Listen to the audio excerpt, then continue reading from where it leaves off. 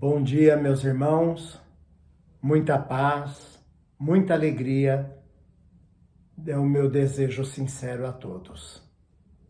Antes de começarmos o tema de hoje, vocês devem ter observado que a semana passada o vídeo não aparecia. Isso porque, sem perceber, eu cliquei em alguma coisa, em alguma tecla, que causou aquela dificuldade. Depois, no sábado, já recolocamos devidamente no local e, a partir de então, foi possível ouvir o vídeo da semana. Hoje, nós optamos para falar de um tema que trata da vida de alguém. Mas nós fomos buscar informações no Atos dos Apóstolos. O Atos dos Apóstolos é um livro dentro do Novo Testamento, é uma parte, né? Que vem logo depois do Evangelho.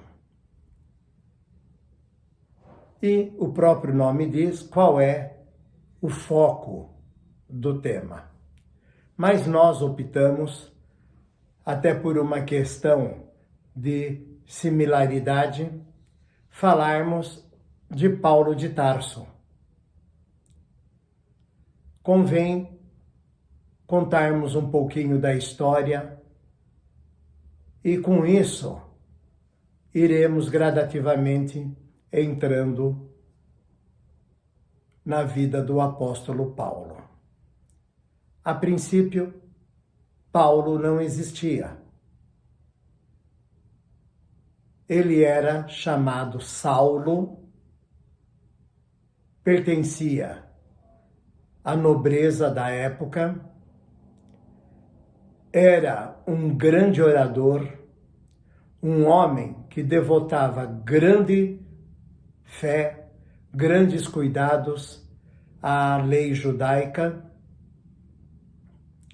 e frequentava o Sinédrio junto aos grandes sacerdotes com regularidade, tinha as portas franqueadas, porque ele reunia multidões quando se espalhava a notícia de que ele falaria em determinado local.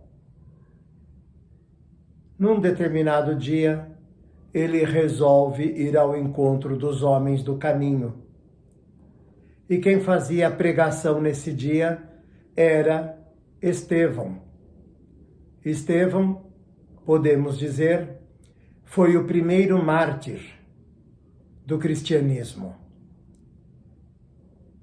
Falava em nome do Cristo, exemplificava, contava as histórias sobre Jesus, deixando sempre a oportunidade da reflexão para quem quisesse superar a sua ignorância e se entregar a valores espirituais.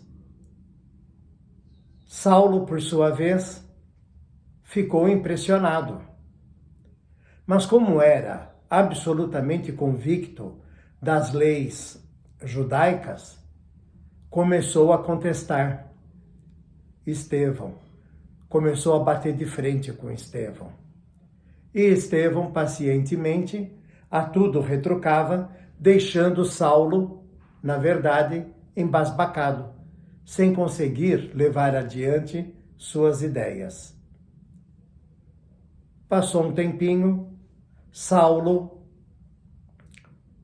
precisou fazer uma viagem à cidade de Damasco. Então ele ia com os seus subordinados, todos a cavalo pelo deserto. Num determinado momento, ele começa a perceber que a atmosfera estava diferente. Teve a impressão de que o céu se abria e, através dessa fenda, uma emanação transformadora tomou conta de Saulo. Claro que ele, homem absolutamente consciente, rejeitou de imediato aquela ideia, achando que estava acontecendo alguma coisa física e que poderia levá-lo à morte.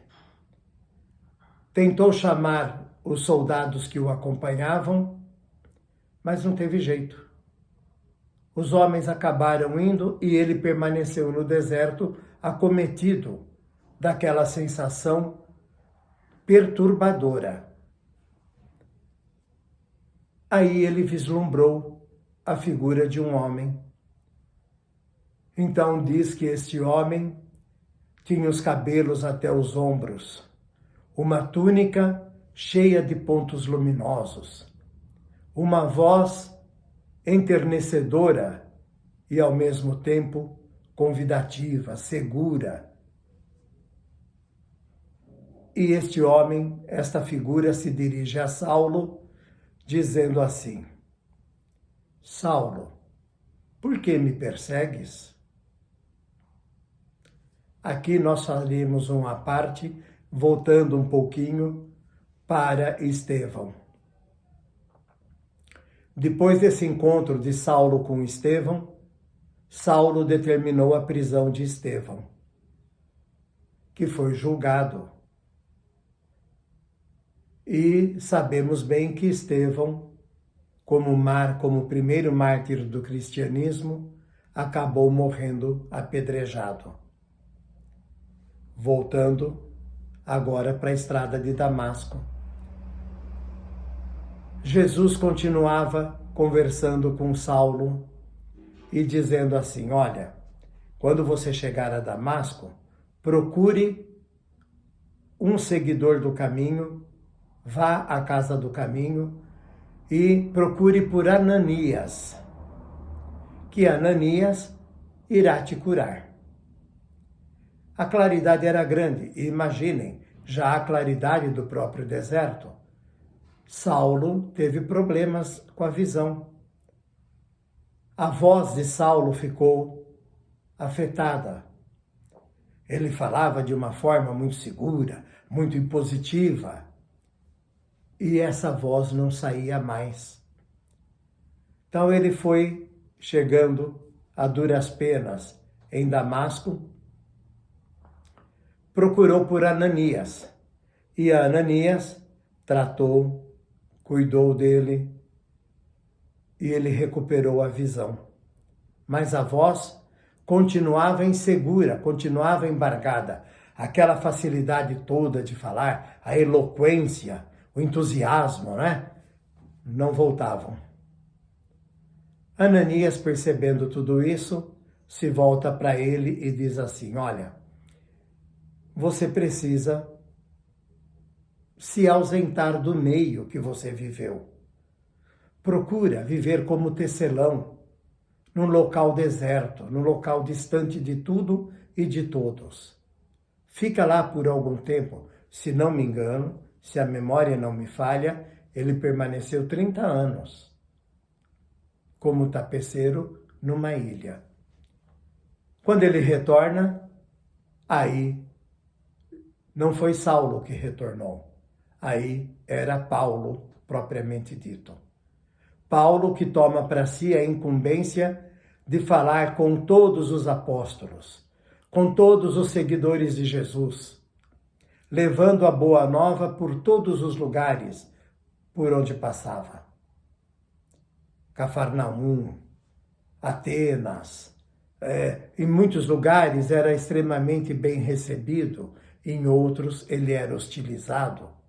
Em Atenas mesmo, uma cidade perfeitamente desenvolvida e intelectual, não deram ouvidos a ele. Os que ouviram, ouviram por educação, por curiosidade, porque diziam que aquele Paulo era aquele Saulo de antigamente.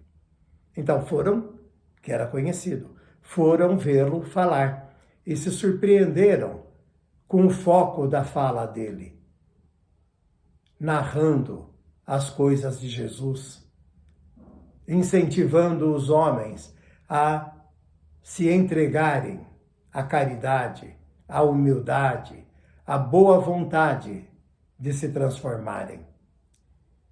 E assim, Paulo se tornou, como é conhecido até hoje, o apóstolo dos gentios. O apóstolo, depois de Pedro, o que mais trabalhou, o que mais divulgou o evangelho, a vida de Jesus. Olha, meus irmãos, dá para falarmos bastante sobre Saulo e Paulo. Ou melhor, sobre Paulo de Tarso. Mas sugiro a todos que leiam o livro Paulo e Estevão, psicografado por Chico Xavier. Um livro simplesmente maravilhoso. Mais que maravilhoso. Um livro que oferece a oportunidade para quem o lê de se emocionar, de se sentir tocado pelo Espírito cristão. Paz a todos, meus irmãos. Hoje espero que dê certinho, né? Tchau.